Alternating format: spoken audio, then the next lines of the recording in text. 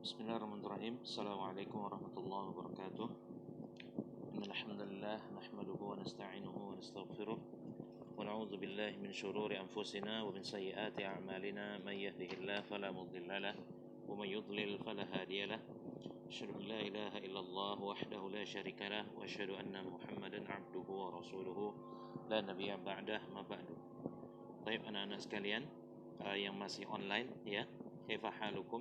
Alhamdulillah Allah masih mempertemukan kita di pelajaran ini ya, walaupun Ustaz menyampaikannya dalam bentuk rekaman video yang ada suaranya seperti yang antum lihat sekarang ini ya. Nah, pelajaran kita untuk kelas 9C ya. Untuk yang di kelas itu sudah sampai di materi al-ismu yang antum lihat gambarnya sekarang ini ya. Nah, tanpa memperpanjang muqaddimah lagi, saya akan langsung jelaskan. Al-ismu ini sebenarnya sudah diajarkan di awal-awal pelajaran nahwu di awal semester ya. Cuma kemarin pembagian isim itu hanya penjelasannya terbagi kepada mu'rab dan mabni. Nah, seperti yang Ustaz perintahkan kemarin, antum semua untuk menghafalkan tabel ya tentang isim-isim al-mu'rab beserta tanda-tanda i'rabnya. Nah, adapun pembahasan kita hari ini adalah tentang isim seperti yang antum lihat di gambar itu terbagi juga ya menjadi dua bagian. Di situ ada isim yang zahir, ada isim dhamir. Nah, isim zahir ringkasnya seperti yang antum lihat di nomor 1 di bawahnya, huwa ma dalla ala musamma. Itu artinya adalah isim yang menunjukkan pada sesuatu yang dinamai. Contoh, di situ ada kata Muhammad, kemudian Hasan dan daftar. Nah, semua benda yang antum dapat lihat, antum dapat rasakan, untuk bisa kita mengetahuinya itu dia harus diberikan nama benda itu. Nah, maka benda-benda yang dinamai ini dia namanya adalah isim zahir. Ya, dia adalah isim zahir. Apa yang antum ketahui? Ya. Nah, itu dia afwan ya, ada sedikit gangguan ya, nggak apa-apa. Jadi isim zahir intinya adalah semua benda yang dinamai. Ya, semua benda pasti punya nama. Ya, karena dengan namalah baru kita bisa menjelaskan suatu benda. Ya, baik. Nah, selanjutnya di samping isim zahir ada isim dhamir, ya, ada isim dhamir. Nah, isim dhamir, oke, Ustaz jelaskan kembali. Isim zahir itu lawannya adalah isim dhamir. Nah, lihat, emang apa Ustaz artinya isim dhamir? Isim dhamir adalah, lihat di nomor 2, huwa ma naba an zahir. Artinya adalah ya, isim dhamir adalah isim yang dapat mewakili isim zahir. Contohnya ana, anta, huwa, hum. Nah, apa maksudnya mewakili isim zahir, Ustaz? Perhatikan. Mewakili di sini maksudnya adalah begini. Contoh misalnya, ya, Ustadz sedang menceritakan tentang seorang murid. Contohnya, Ustadz sedang menceritakan seorang murid. Anggaplah namanya itu Zaid misalnya, ya. Zaid adalah seorang murid yang rajin. Nah, dia ini adalah isim dhamir. Dia ini mewakili siapa berarti? Dia ini mewakili si Zaid. Kenapa harus dia diwakili dengan kata dia? Kenapa Zaid ini harus diwakili dengan kata dia? Karena kalau tidak ada diwakili dengan kata dia, berarti kita akan mengulang-ulang terus kata Zaid. Dan ini akan menghabiskan waktu. Oleh karena itu, isim dhamir lah yang bekerja mewakili si isim zahir agar tidak terjadi pengulangan kata-kata yang tidak perlu. Paham ya? Nah, itu dia isim dhamir. Nah, Antum lihat lagi ke gambar di atas, isim domir pun itu terbagi lagi, dia menjadi muttasil dan mumfasil. Apa itu domir muttasil dan mumfasil? Baik, kita lihat di sini. Domir muttasil adalah ma la yubtada'u bih. Ya, apa arti ma la yubtada'u bih? Artinya, domir muttasil itu adalah domir yang tidak bisa mengawali sebuah kalimat. Atau gampangnya domir muttasil adalah domir yang tidak bisa dijadikan mubtada. Makanya antum lihat contohnya di situ adalah jalas tu. Nah, tu di situ itulah dia domir muttasil. Ustadz, muttasil itu apa artinya? Ya, muttasil itu artinya bersambung. Ya. Nah, maka di situ jalas tu. Tu-nya nggak ditulis terpisah dari jalas tu, tapi digabung dengan kata jalas tu, maka disebutlah namanya tu di situ sebagai domir muttasil. Nah, Ustadz, gimana? Apa maksudnya nggak bisa dijadikan mubtada atau menjadi pembuka sebuah kalimat? Ya nggak bisa. Nggak pernah kalimat dalam bahasa Arab itu diawali misalnya tu talibun. Jalas tu itu artinya saya duduk. Jalasa itu duduk, tu itu saya. Nah, tidak bisa antum katakan tu talibun. Saya murid, nggak bisa. Nah, oleh karena itulah domir mutasil definisinya adalah domir yang tidak bisa dijadikan mubtada. Ya, baik. Kemudian, nah yang selanjutnya yang nomor 4 adalah ad-dhamir al-munfasil. Ya, definisinya adalah ma yubtada'u bih. Ini justru lawan dari dhamir muttasil. Dhamir muttasil tak bisa dijadikan mubtada, dhamir munfasil inilah yang bisa menjadi mubtada. Artinya mubtada itu dia menjadi awal kalimat. Menjadi awal kalimat. Domir munfasil dia bisa menjadi awal sebuah kalimat. Nah, contohnya untuk melihat di situ apa? Nahnu, anta, hiya, dan huma. Nah, misalnya Ustaz bilang, nahnu tullabun. Bisa kan? Nah, artinya kami adalah para murid. Nah, anta ustadzun. Kamu seorang ustadz. Nah, jadi domir munfasil adalah domir yang bisa dijadikan mubtada. Munfasil sendiri artinya adalah terpisah. Nah, makanya kalau misalnya antum tulis kata nahnu tullabun, nun itu bisa disambung dengan huruf to, bisa. Tapi dia tidak boleh disambung karena dia jadi mubtada dan dia menjadi pembuka sebuah kalimat.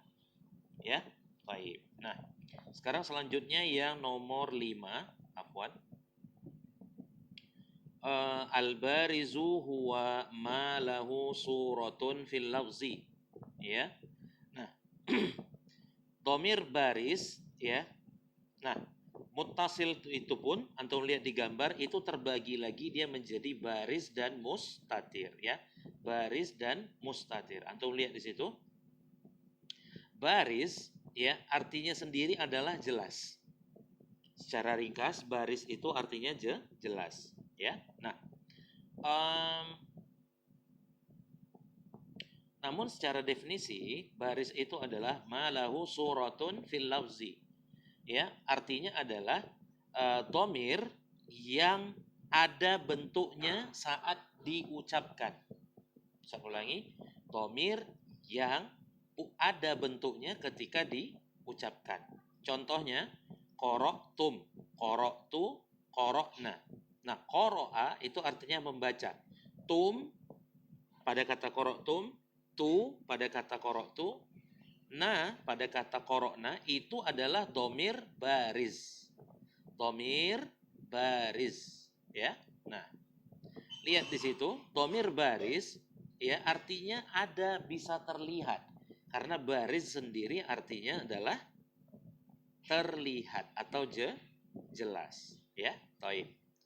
Nah, lawannya berarti kalau ada jelas ada yang tak jelas alias samar. Iya, mustatir itulah yang di samping dari baris itu adalah lawannya. Ya, lawan dari domir baris. Kalau baris artinya jelas, mustatir artinya tersembunyi atau artinya samar ya. Samar atau tertutup. Nah, apa maksudnya ya Ustaz dari domir mustatir itu? Nah, pahami di sini Mustatir, lihat di situ, huwa ma laisa lahu surah fil lafzi. Ya, yaitu domir yang tidak ada bentuknya ketika diucapkan. Ya, tidak ada bentuknya ketika diucapkan. Lihat kata kataba. Kataba itu artinya menulis. Ya, kataba itu artinya menulis. Nah, pertanyaannya, siapa yang melakukan perbuatan menulis pada kata kataba? Nah, dalam bahasa Arab, setiap perbuatan itu pasti ada pelakunya. Ini sudah pasti diterima oleh semua orang berakal bahwasanya sebuah perbuatan tidak terjadi secara sendirinya, melainkan pasti ada yang melakukannya. Oh, gitu Ustadz. Berarti kataba itu siapa pelakunya Ustadz? Nah, pelakunya inilah yang dia tidak nampak. Makanya pelakunya disebut dengan domir mustatir. Nah, pelakunya pada kata kataba adalah huwa, sebagaimana yang antum pelajari di pelajaran sorof. Ya, kataba, kataba, katabu. Nah, itu kan pelakunya adalah huwa, huma, hum. Nah, gitu ya. Jadi domir mustatir adalah domir yang dia tidak terlihat ya bentuknya saat dilafazkan. Saat dilafazkan apanya Ustaz? Orang nggak nampak juga? Iya, saat dilafazkan fiilnya. Artinya ketika kita sebutkan fiilnya, nggak kelihatan siapa pelakunya. Beda dengan baris tadi. Kalau baris tadi, korok tum, nampak kan tumnya? Nah, tapi kalau pada kata kataba, pelakunya tidak terlihat. Ya, taib. Nah, selanjutnya, ya, domir mustatir itu pun lagi terbagi dia kepada jaiz atau jawaz dan wujub. Nah, mustatir artinya tersembunyi. Jawaz itu artinya boleh. Oh, maksudnya gimana Ustadz? Iya. Lihat di sini. Al-jaiz yang nomor 7, huwa ma yahullu mahallahu az-zahir. Ya, domir mustatir yang jaiz adalah domir yang kedudukannya boleh digantikan dengan isim, ya, boleh digantikan dengan isim zahir. Boleh digantikan dengan isim zahir. Nah, contohnya gimana? Lihat di situ contohnya kata kataba.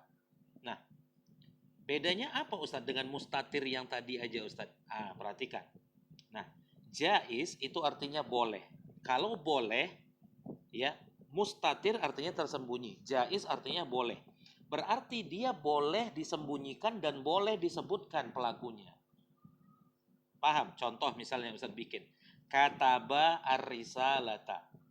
Dia menulis surat. Siapa pelakunya di situ? Dia. Dianya siapa? Kita nggak tahu.